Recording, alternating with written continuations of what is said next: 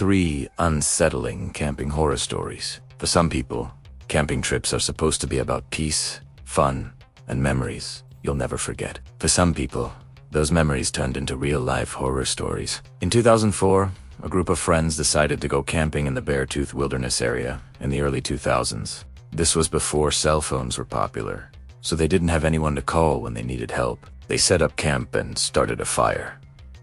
Then the forest around them began to close in. They could hear footsteps and see shadows moving around their camp. But when they turned their flashlights on, they saw nothing. They packed up and left, making a mad dash for their car in the dark. When they finally got inside, they locked the doors and started driving away. That's when they saw the figure standing by the road. It was the same one that had been haunting them all night. It had followed them from the forest to the road, and as they sped away, they could see its face. It was covered in what looked like old, dried blood. Would you go camping after hearing these stories? Let me know in the comments. Hey, guys! I'm here with a scary story that comes from Reddit user Messed Up Mermaid. The year before, my college friends and I decided to rent a small cabin by a lake for Labor Day weekend. We all worked super hard during the school year, and we had classes starting in just 2 weeks. So we were really ready to relax and enjoy our last weekend of summer freedom. We drove up Friday afternoon, and everything felt perfect. The water was calm, the weather was warm and sunny, and we spent most of the day just hanging out and laughing, catching up. By Saturday, we had gotten into a good rhythm of napping, eating snacks, swimming in the lake, having a bonfire, telling stories, and going out dancing in nearby towns.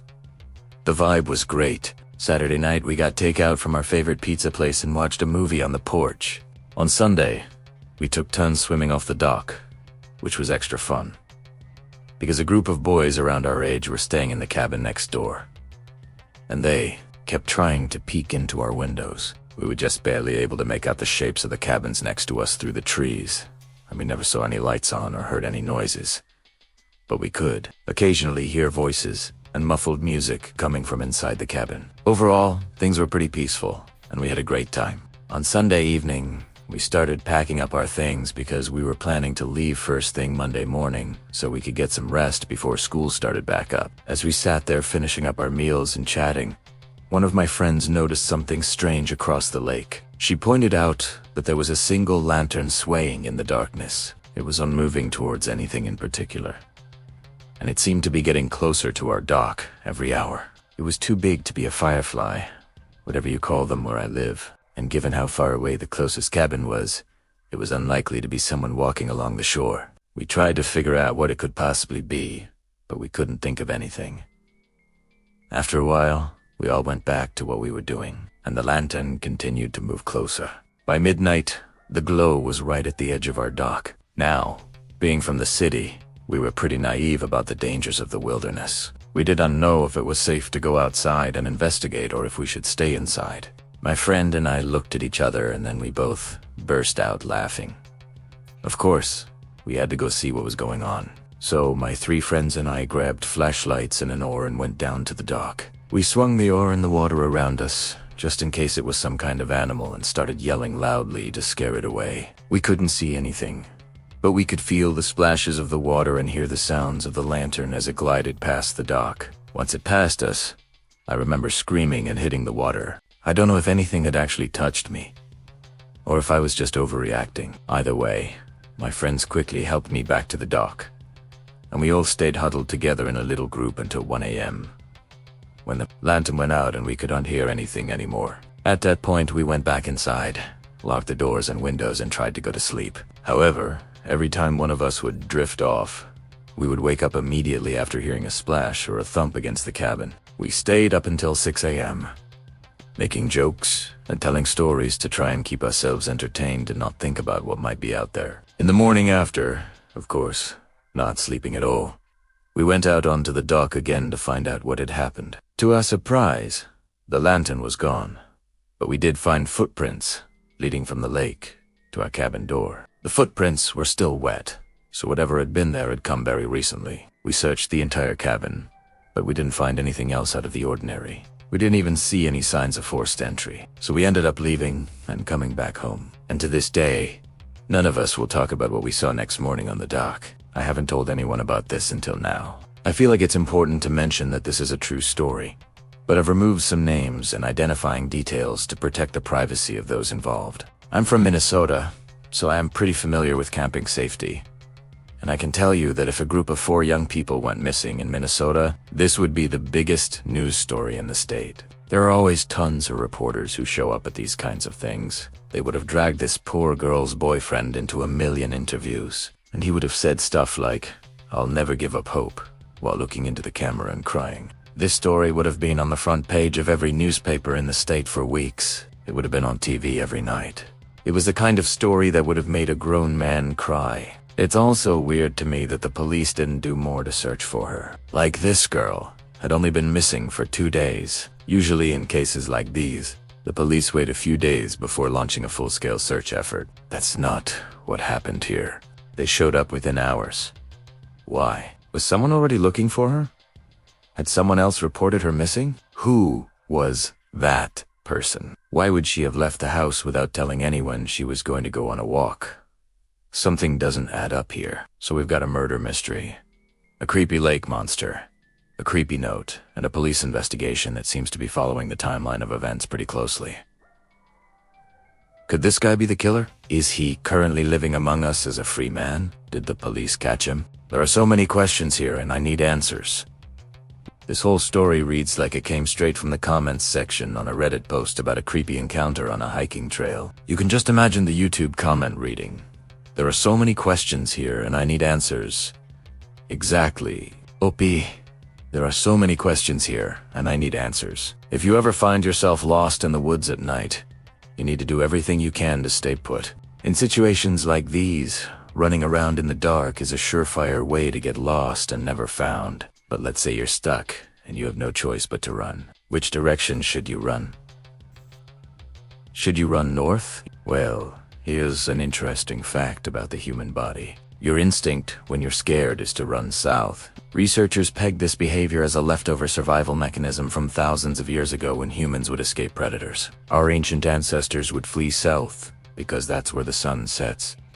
Back then, people mostly hunted during daylight hours, so it was harder to spot prey after dark. Running south meant you were always running towards darkness, which made you harder to track. Today, our instincts are still the same. In fact, a study found that if you present someone with multiple directions and ask them to pick the one they think they'd be most likely to walk in when lost and afraid, they almost always choose south. Now, obviously, this isn't exactly helpful information if you're in the middle of the forest and already lost. But in this situation, the best thing to do would probably be to stop running. The moment you stop moving, your body starts generating heat again, which helps you to stay warm. Next, you need to protect your head. The top of a tree is usually the safest place to seek shelter. But if there aren't any trees around, build a lean-to out of branches and leaves. Then take off your clothes and wrap them around your head and face. Yes, it may look silly, but it's going to keep you warm and protected. Finally, you need to keep busy. Staying awake is critical. Try singing songs or reciting poetry. Just don't fall asleep. If you fall asleep in the woods, you might die. If you enjoyed this terrifying tale, be sure to check out another short I uploaded about a girl who discovered a creepy secret in her new home. See you next time. Welcome to my channel. In Lata, August, teenager, was driving home from his summer job. It was close to midnight and the road was empty. He was driving through a particularly dark and winding section of road that went through the woods when suddenly he saw something that made him slam on the brakes. Standing by the side of the road was a woman in what looked like an old pale dress. She seemed to be waving for help. He wasn't sure if he should stop or drive past, but against his better judgment, he decided to slow down and see if she was okay. As he got closer, the woman slowly raised her head and he slammed on the brakes again, this time rolling down his window. "Can I help you?" he yelled over the engine. The woman looked at him for a moment, then leaned toward the car. "It's almost over," she whispered. Then just as quickly, she disappeared. The boy was shaken. What had she meant? Had she been a ghost? Was she trying to warn him of something? He didn't know. But one thing was certain.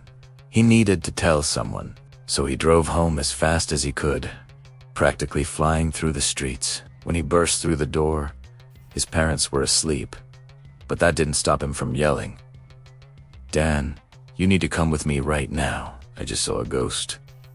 His dad immediately got out of bed, his mom right behind him.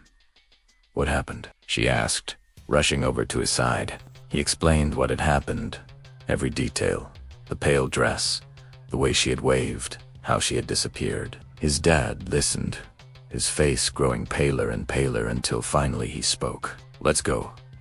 They got into the car and his dad began driving, both parents silent. They drove back to the road where the boy had seen the ghost. It was still dark, but now the sky was beginning to lighten with the approach of dawn. The trees lining the road were bare, their branches gnarled and twisted, reaching out like skeletal fingers.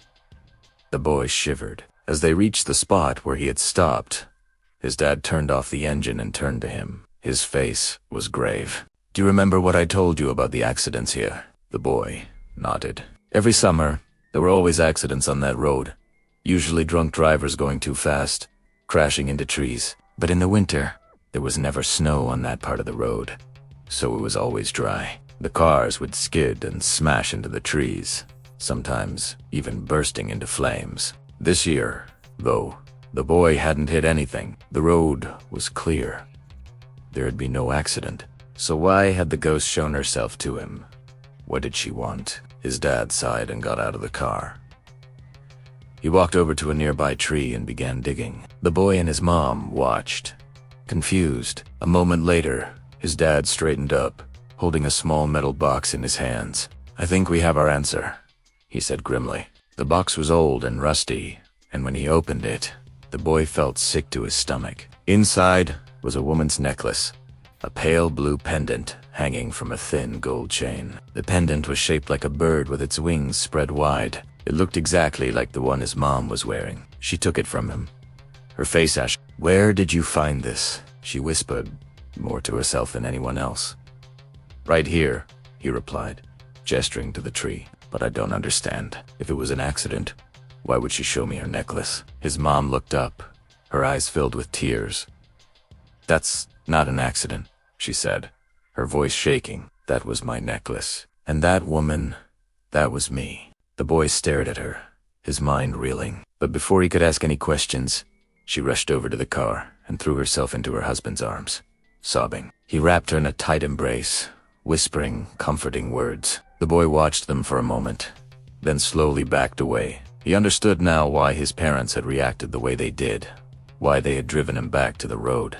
That was no ghost he had seen. It was his mother, or rather, his mother's ghost, and she had shown him her necklace to remind them all, of the accident that had taken her life all those years ago.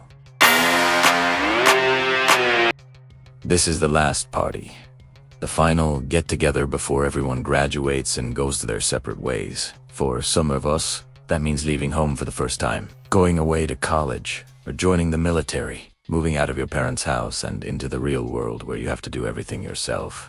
It's a big step in everyone's life, and a lot of people will throw one last bash to celebrate it. And that's what our story is about today. A group of friends throwing one last party before they all go their separate ways. It should be fun, right? Well, not if you pick the location at random, and these friends really did. They picked an abandoned farmhouse on the edge of town, somewhere no one would find them. They turned up the music, cracked open some beer, and partied like there was no tomorrow. That's how we like to remember our final year, full of parties. But this one wasn't quite so fun because one of the boys went upstairs to take a leak and noticed the wallpaper was covered in strange scratched messages. At first he thought it was just normal graffiti. Teenagers bored out of their minds with nothing better to do than to face a crumbling old house. But then he saw the messages were dates and initials, and below them, the same phrase scratched over and over again. "Don't leave me here." He showed his friends, and they thought it was just some kids messing around. Pretending to be ghosts. They were having way too much fun to let a little thing like that ruin their party. After they finished, they drove home, laughing and making plans for the next time they'd all get together. But something was watching them. Something didn't want them to leave. Maybe it was the spirit of the little girl who used to live there. Her family had moved out in the 60s, and eventually the house was abandoned. It fell into disrepair. Vandals broke in and trashed it. But before they left, they scrawled their names on the walls and begged the unseen something to not leave them there. Whatever that something was, it didn't listen. After that, the house sat empty until these kids decided to have a party there. One by one, the spirits took their revenge. Not all at once. That would have been too obvious.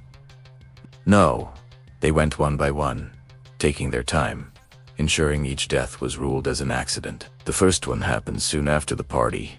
A car accident. Sudden and unexpected. The victim was a young woman. She'd only turned 18 a few weeks ago. Then in August, another one died. This one was a boy. He was only 17, just a baby. They said he died in his sleep, but his mother swears he was murdered. The third one was in September. 2 deaths in 2 months. The survivors started getting nervous. They were beginning to wonder if maybe they should have listened to those kids and stayed away from the house. That's when the phone calls started coming in. 2 dozens of them in the middle of the night. 3 a.m., when everyone's asleep, the phone would ring and the caller would hang up when they answered. Then it would happen again and again and again until they picked up and screamed down the line, "Leave me alone," before slamming the receiver back down. None of them slept well again. All of them were jumpy, looking over their shoulders, waiting for something to grab them in the dark. By the end of September, 2 more had died. All 4 of the original partygoers were now dead. Only one remained, and he told police everything he'd seen. All the scratched messages on the wall, the dates, the initials, the pleas. But they couldn't find anything. Maybe because the vandals had come back and painted over the graffiti. Or maybe the police didn't even bother looking. They didn't think it was important. Years passed, and the rumors faded until one day a man was going through his parents' attic, looking for old yearbooks. That's when he found the photo. Him and his friends outside that abandoned house. He still had the faded Polaroids from that day. He kept them in his wallet. Then he remembered the dates on the wall. He'd written them down in a notebook, just in case. So he pulled it out and checked. Every single one of the dates matched the day someone had died. Hey everyone, thanks for watching. Which date would you choose? Yours truly, Creepy Pasta. Summer is supposed to end with memories, not nightmares. For the people in these stories, the final days of warmth carried something darker than the cold that followed. A group of friends decided to spend their last night of summer vacation by a lake. They rented a boat and began paddling out into the middle of the lake. But as they did, the wind began to pick up. The sky turned black and the temperature dropped dramatically. Suddenly, a huge wave hit the boat, knocking them all off and into the water. They struggled to get themselves upright, but the current was too strong and they were pulled under. As they surfaced, they realized with horror that they were being attacked by sharks. Lakers, a group of teenagers, decided to take a midnight swim in the dark. As they were swimming, they heard what sounded like screams in the night. They turned to each other and saw the most terrifying thing: a bloodied meat cleaver. Whoever was wielding it was coming for them. They didn't know it yet, but they had just made a huge mistake. A young woman was driving home from a night out when her car broke down. She found herself stranded on a dark road with no cell service. Just when she thought it couldn't get any worse, a man with a creepy mask appeared behind her. He offered to help her, but she could tell by his eyes that he was only trying to lure her into his car. She managed to escape, but the nightmare wasn't over yet. Now I want to know, would you spend your last night of summer in a lake, on a dark road, or in an abandoned farmhouse? Let me know in the comments.